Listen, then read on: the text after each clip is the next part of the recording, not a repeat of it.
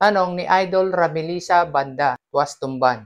Sir, ano po ang dahilan? Bumababa ang net follower ko. Sir, salamat. Ano ba ang makikita dito sa net followers? The number of new followers minus the number of new unfollowers during this period. Dito makikita ang bilang ng mga bagong followers natin na binabawas ang bilang ng mga kasalukuyang nag-unfollow sa atin. Example, itong nasa ibaba, meron akong 7,400 new followers. Sa followers na yan, may nag-unfollow naman sa akin na 328. Kaya ang naging total na lang na net followers ay 7,072. Narito ang average ng active followers natin sa bawat araw.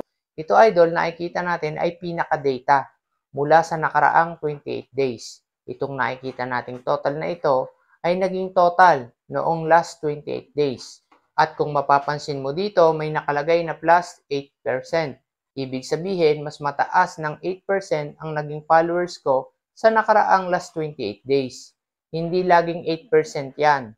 Nakadepende ang pagtaas at pagbaba niyan sa nababawas at nadadagdag nating followers. Kapag bumaba yan, ang ibig sabihin, mas mababa ang bilang ng naging followers ng nakaraang 28 days. Pwede mo rin tingnan dyan, idol, ang last 14 days, last 7 days, at ang today.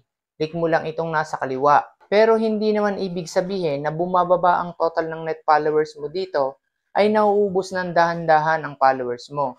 Kung mas marami ang naging followers mo noong last 28 days, plus ang makikita mo dito. Kapag naman mas mababa ang nakukuha mong followers ng last 28 days, maaaring bumaba yan. Pero huwag ka mangamba dyan sa nakikita mo dyan.